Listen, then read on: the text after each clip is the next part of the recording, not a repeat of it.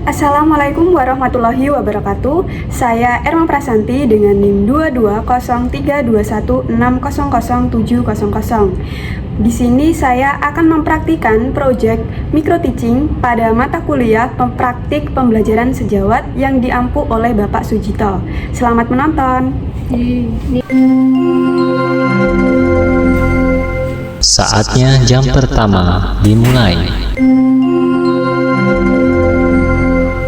It's time to begin the first lesson.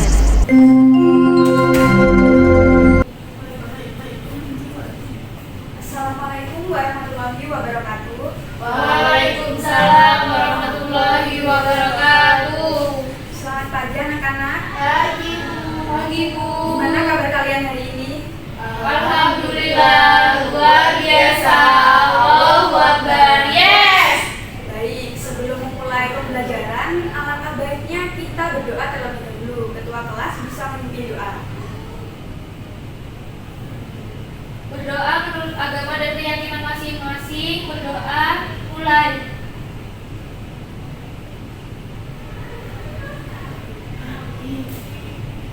Berdoa dapat dicukupkan. Baik, sementara itu Ibu akan mengecek kehadiran kalian. Ketua kelasnya, apakah ada yang tidak hadir? Masuk semua Bu. Oke, alhamdulillah masuk semua. Ada yang tahu materi kita hari ini tentang apa? Listrik. Medan magnet Bu. Nah, iya benar. Materi kita hari ini yaitu medan magnet. Dan yang akan kita bahas pada pertemuan kali ini yang pertama garis daya magnetik, kedua arah induksi magnetik, dan yang terakhir ada induksi magnetik. Oke, sebelumnya kita review dulu ya materi pembelajaran pada minggu lalu. Kita sudah mengenal apa itu sifat tarik menarik dan tolak menolak pada materi listrik statis, dan akan kita bahas lagi pada materi medan magnet kali ini.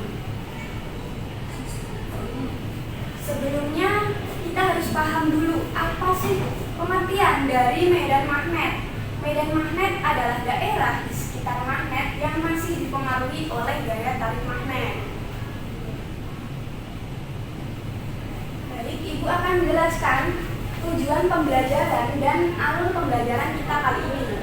Tujuan pembelajaran kita yang pertama menganalisis konsep dan prinsip medan magnet. Yang kedua, mengamati gejala-gejala kemagnetan. Dan alur pembelajaran kita kali ini mengidentifikasi masalah, dilanjut dengan praktikum kelompok, presentasi kelompok, kemudian penguatan materi, dan diakhiri dengan evaluasi. Oke. Ibu mau tanya nih, pernahkah kalian melihat kereta api modern yang tidak menggunakan roda? Ada yang pernah lihat? Belum pernah. Oke. Saya di desa Bu. Mungkin kalian bisa melihatnya pada internet. Nah, bagaimana kereta itu bisa melaju dengan kecepatan yang tinggi tanpa menyentuh rel? Ada yang tahu jawabannya? Menggunakan magnet Bu. Nah, benar. Baik, sebelum kita menjawabnya, kita melihat video berikut ini ya. Wah, aku pengen kereta. Kalau tidak pernah naik kereta ya. Iya. Disimak ya videonya anak-anak.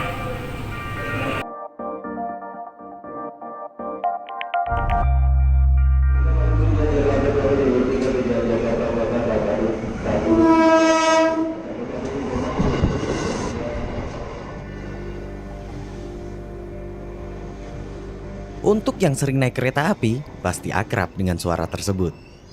Hal seperti itu niscaya tak akan kita rasakan bila menaiki kereta cepat maglev atau magnetic levitation. Saat ini belum ada teknologi yang lebih canggih yang bisa membuat kereta tercepat di bumi selain maglev. Gagasan kereta maglev dimulai pada permulaan abad 20 oleh Robert Goddard dan Emily Bachelet. Visi mereka adalah mengembangkan sebuah kendaraan yang bisa bergerak lebih cepat, aman, dan dapat diandalkan. Lalu ide untuk memanfaatkan elektromagnetik pun muncul. Sejak itulah, negara-negara maju berlomba-lomba untuk mengembangkan sistem maglev terbaiknya. Saat ini setidaknya ada dua sistem maglev yang menyediakan sistem suspensi. Pertama, Electromagnetic Suspension atau EMS. EMS menggunakan gaya tarik dorong antara kumparan elektromagnetik dan rel ferromagnetik atau benda yang dapat ditarik kuat oleh magnet. Elektromagnet dipasang di bagian bawah gerbong. Ia terdiri dari dua kutub, penarik dan pendorong. Ketika elektromagnetik didekatkan dengan rel ferromagnetik, maka akan menciptakan medan magnet dan menghasilkan gaya tarik dan dorong. Hal itulah yang membuat kereta jadi melayang 15 cm di atas lintasan kereta dan kemudian membuat kereta dapat melaju. Selain EMS, model lain dari maglev adalah Electrodynamic Suspension atau EDS. EDS mengandalkan superkonduktor. Apa itu superkonduktor? Superkonduktor adalah suatu material yang tidak memiliki hambatan jika berada pada suhu sangat dingin, yakni minimal minus 196 Celcius atau disebut juga dengan suhu kritis. Salah satu contoh material itu adalah karbon. Ironinya, logam mulia seperti emas, tembaga dan perak yang merupakan logam konduktor terbaik bukanlah superkonduktor. Jadi, apa spesialnya superkonduktor? Walter Meissner dan Robert Rosenfeld bereksperimen pada 1933. Mereka menemukan bahwa suatu superkonduktor ternyata bisa menolak medan magnet. Bila suatu konduktor digerakkan dalam medan magnet, arus induksi magnet pasti akan mengalir dalam konduktor tersebut. Sementara superkonduktor tak bisa sama sekali ditembus medan magnet. Medan magnet tetap berada di permukaan material itu. Hal inilah yang membuat superkonduktor melayang di udara atau disebut juga dengan efek Meissner. Bukan cuma sekedar melayang, superkonduktor juga bisa tetap stabil bila berada di antara medan magnet. Superkonduktor ditempatkan di sisi gerbong kereta dan berinteraksi dengan kawat kumparan berbentuk angka 8 di pinggir lintasan kereta sebagai elektromagnet. Kumparan bagian bawah menciptakan medan magnet penolak dan yang di atas menjadi medan magnet penarik. Dengan demikian, medan magnet itu membuat kereta kemudian melayang sekitar 10 cm di atas lintasan. Dan gaya tolak menariknya membuat kereta bisa melaju sambil melayang. Hal inilah yang membuat kereta maglev bisa melaju sangat cepat karena tidak ada hambatan seperti kereta tradisional yang rodanya menyentuh rel. Saat ini kereta tercepat memang menggunakan sistem maglev. Shanghai Maglev dari China misalnya. Ia merupakan kereta tercepat di dunia dengan kecepatan 431 km per jam. Sebagai gambaran, bila kita naik kereta komuter lain dari stasiun Depok Baru sampai stasiun Bogor, memakan waktu 33 menit. Maka dengan kereta Shanghai Maglev, kita cuma perlu waktu sekitar 7 menit saja. Oke, dari video tadi kan ada yang menyebutkan menggunakan magnet. Nah, itu benar, kita menggunakan magnet. Ibu mau tanya lagi nih, ada yang tahu apa itu magnet? Magnet memiliki sifat tarik-menarik dan tolak-menolak. Ya benar, Fiona. Ada yang tahu lagi apa saja bahan-bahan yang dapat ditarik oleh magnet? Saya lagi.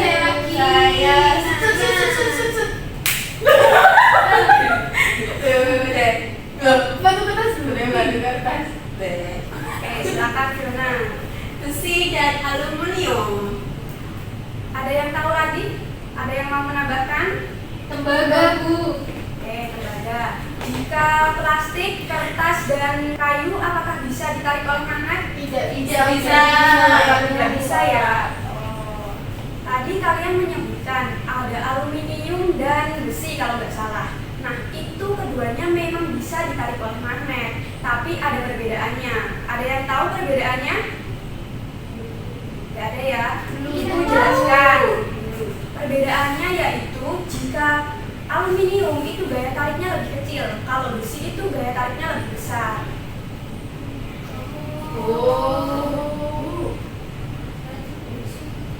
Nah, sebelumnya kalian mungkin bingung manfaat kita mempelajari medan magnetik dalam kehidupan sehari-hari. Untuk apa ya medan magnetik itu dalam kehidupan sehari-hari? Yang pertama, sudah pasti kalian akan menambah ilmu pengetahuan. Yang kedua, mengetahui fenomena di sekitar kita yang berhubungan dengan medan magnetik, seperti kereta maglev tadi. Yang ketiga, dapat membuat alat yang menerapkan konsep medan magnetik yang akan kita praktikumkan nanti. Dan yang terakhir, dapat membentuk besar medan magnetik yang akan kita jawab nantinya.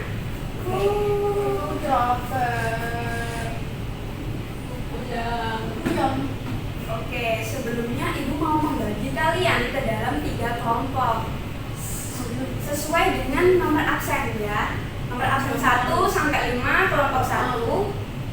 Selanjutnya nomor absen 6 sampai 10 itu kelompok 2 dan sisanya kelompok 3. Silakan berkumpul untuk bersama anggota kelompoknya. Berikut LKPD yang akan kita gunakan dan setelah ini akan Ibu bagikan.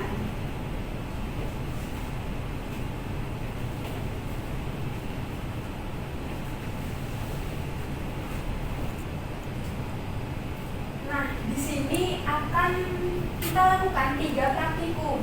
Yang pertama untuk kelompok 1, kita akan menggunakan simulasi virtual pad dengan menggunakan magnet datang. Di sini kita bisa menerapkan konsep medan magnetik. Dan untuk kelompok 2 dengan simulasi virtual pad, kita akan menggunakan magnet gulungan kawat. Dan yang terakhir adalah menggunakan lilitan kawat. Baik, untuk prosedurnya bisa dilihat pada LKPD masing-masing. Jika ada yang kesulitan bisa ditanyakan ke Ibu. Dan sementara itu Ibu akan berkeliling untuk mengamati praktikum kalian. Oke, Ibu buka dulu ya simulasi pad-nya. Ibu contohkan terlebih dahulu. Nah, kelompok 1 menggunakan magnet datang. Di sini kita bisa mengubah variabel-variabel yang akan kita lakukan, yaitu kuat medan magnetnya. Kita tambahkan variabelnya. Di sini kita dekatkan dengan kutub selatan. Apa yang terjadi? Kita amati. Kita dekatkan dengan tengah. Apakah yang terjadi? Apakah kuat medannya itu semakin hilang atau tambah besar? Kita dekatkan dengan kutub utara. Apa yang terjadi? Jika kita jauhkan kompasnya, apa yang terjadi? Kita amati. Selanjutnya dengan kawat. Kelompok 2 ya. Perhatikan kelompok 2. Nah, di sini kita menggunakan satu gulungan kawat dulu. Jika kita dekatkan magnetnya kutub utara, nyala lampunya seperti apa? Apakah redup? Apakah terang? Nah, itu yang akan dimasukkan dalam LKPD kalian.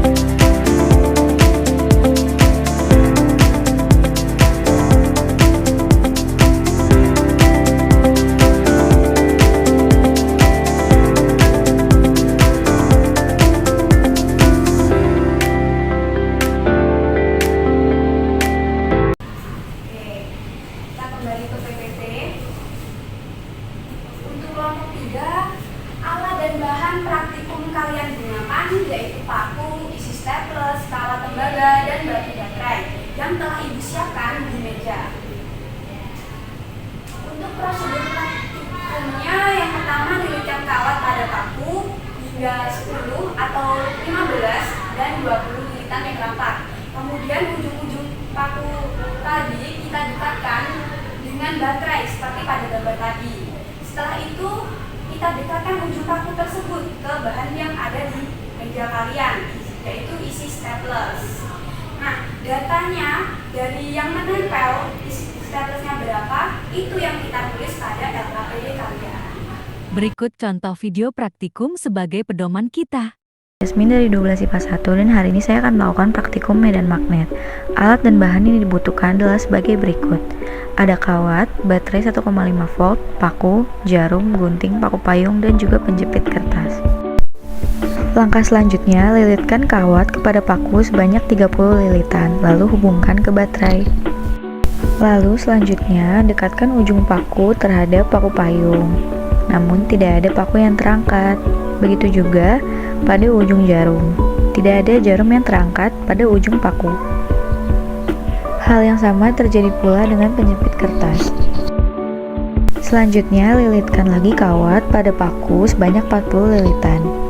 Setelah itu, tempelkan ke baterai lalu dekatkan ujung payu kepada paku payung. Terlihat di sini terangkat satu buah paku payung. Lakukan hal yang sama terhadap jarum. Di sini terlihat bahwa satu jarum dapat terangkat pada ujung paku. Lalu lakukan juga pada penjepit kertas. Selanjutnya, lilitkan lagi kawat sebanyak 60 lilitan kepada paku. Setelah disambungkan ke baterai, tempelkan ujung pada paku payung. Selanjutnya, lakukan hal yang sama kepada jarum. Lalu, lakukan juga hal yang sama kepada penjepit kertas.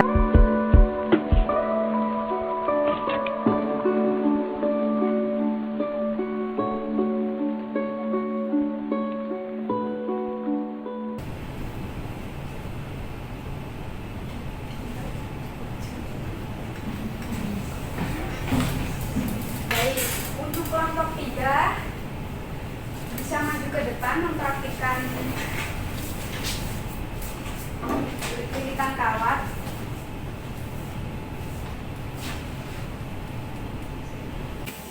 Baik, untuk kelompok 3 praktikumnya yang pertama kita akan melilitkan kawat pada paku seperti ini ya. Lalu kita dekatkan dengan baterai. Setelah itu kita sentuhkan dengan bahan-bahan yang ada di depan kita. Nah, seperti ini. Baik, bisa dicoba untuk kelompok 3, silakan.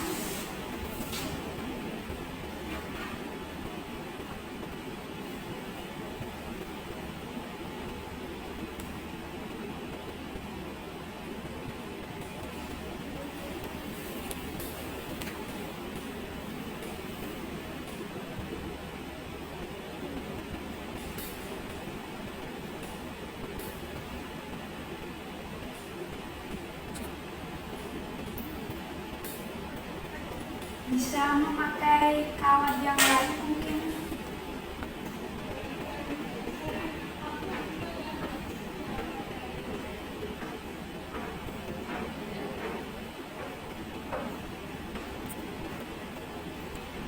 Gimana, bisa? Bisa. Oke, beri tepuk tangan dulu ya.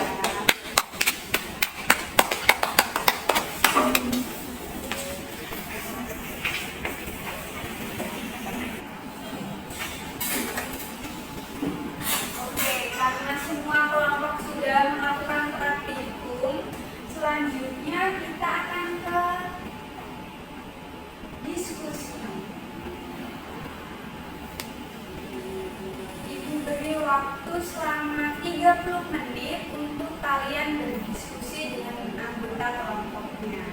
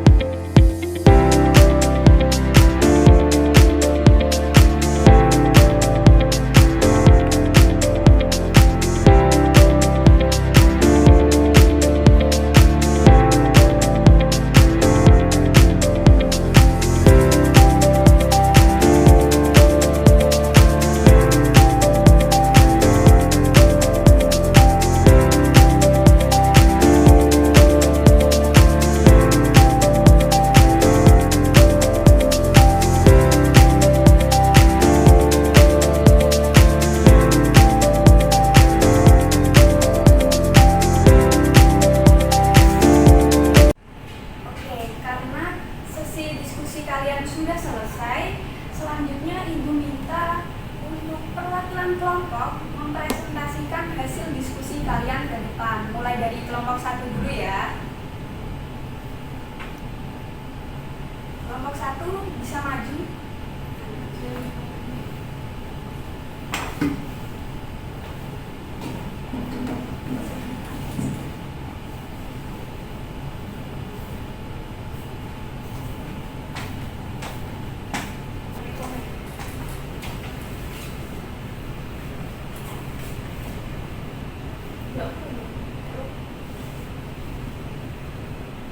Jadi menurut kelompok kami, yaitu kelompok 1 itu hasil dari percobaannya itu diperoleh data sebagai berikut. Seperti itu. Kemudian kesimpulannya dari percobaan pertama yaitu kekuatan medan magnet yang terkuat berada pada kutub-kutub magnet, yaitu selatan atau utara. Kemudian kuat medan magnetnya itu terbalik dengan jaraknya. Oke, terima kasih untuk kelompok 1. Beri tepuk tangan dulu. Selanjutnya kelompok 2. Silakan Dita maju.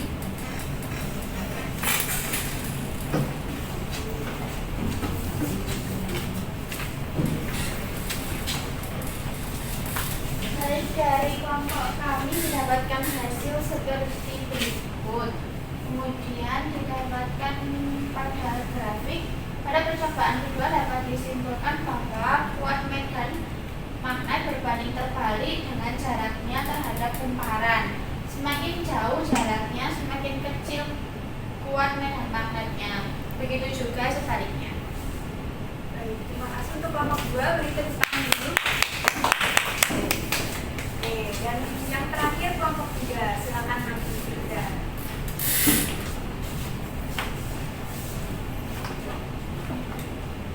Baik, untuk kesimpulan dari kelompok 3 yaitu induksi magnetik pada selenoida itu dipengaruhi oleh jumlah lintang kawat, besar arus yang mengalir, jenis inti selenoida, dan dimensi selenoida itu sendiri. Oke, terima kasih untuk kelompok 3. Beri tepuk tangan dulu.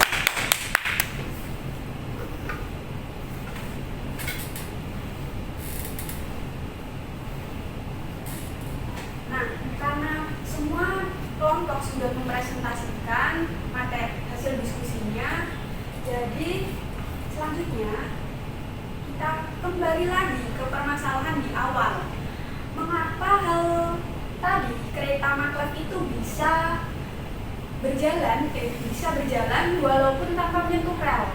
Ternyata kereta itu menggunakan prinsip medan magnetik. Pada teknologi medan magnetik ini, yang pertama untuk mengangkat kereta menggunakan magnet yang kuat pada rel untuk menciptakan gaya tarik-menarik sehingga kereta melayang di atas rel tanpa menyentuhnya. Yang kedua, menggerakkan kereta menggunakan gaya dorong atau tarik dihasilkan oleh medan magnet yang berubah-ubah sepanjang rel melalui prinsip induksi elektromagnetik. Karena kereta tidak menyentuh rel, jadi gesekannya berkurang drastis, sehingga kereta dapat bergerak dengan sangat cepat dan efisien. Nah, dari fenomena tadi kita dapat mengetahui bahwa itu adalah penerapan dari hukum elektromagnetik seperti gaya Lorentz dan induksi Faraday.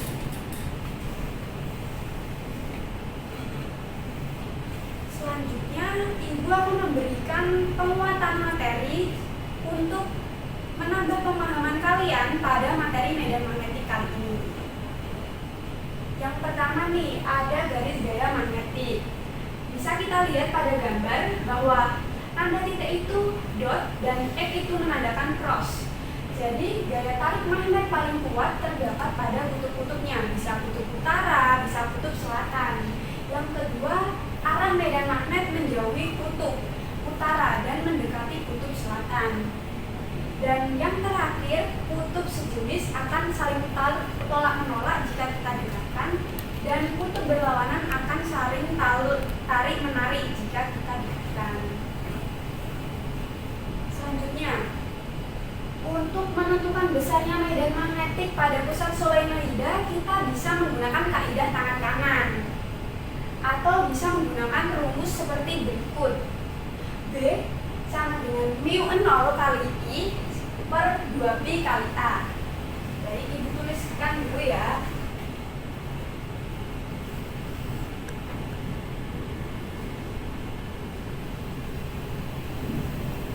Nah, di sini B itu menandakan medan magnetik. Kalau mu0 itu menandakan permeabilitas di ruang hampa. Permeabilitasnya dapat kita ketahui 4pi kali 10 negatif 7 dan I adalah kuat arus, A adalah percepat jarak titik E ke penghantar.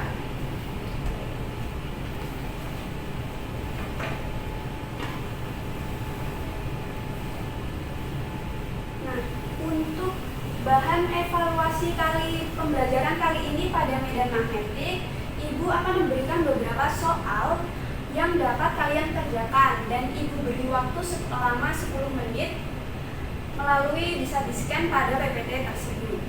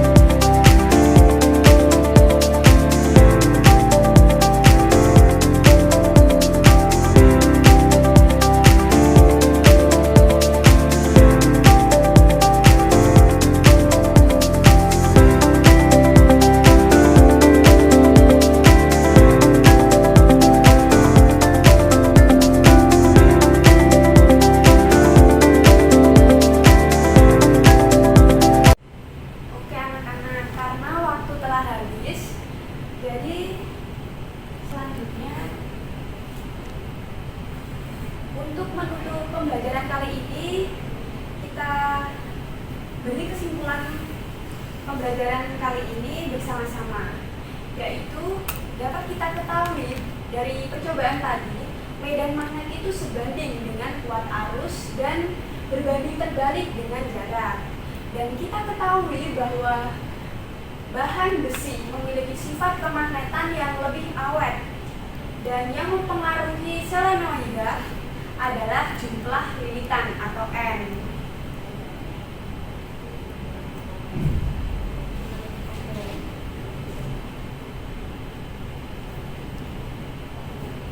Selanjutnya, berikut adalah refleksi yang untuk menutup pembelajaran kali ini bisa kalian isi.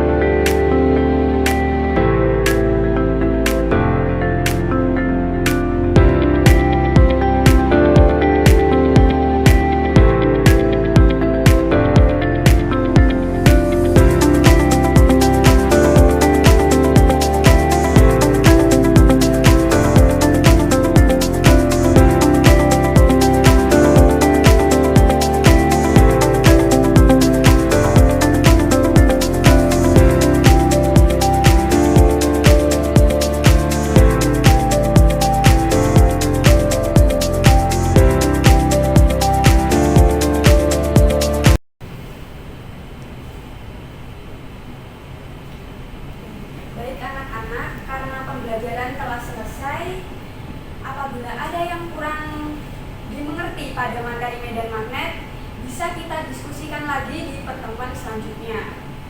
Dan untuk penugasan kali ini tidak ada ya, dan Ibu minta kalian untuk mempelajari materi gelombang elektromagnetik yang akan kita bahas pada pertemuan selanjutnya. Oke. Untuk menutup pembelajaran kali ini, kita bisa berdoa. Ketua kelasnya bisa memimpin doa. Sebelum mengakhiri pelajaran hari ini, berdoa merupakan pada pekerjaan masing-masing. Berdoa mulai. Doa saja.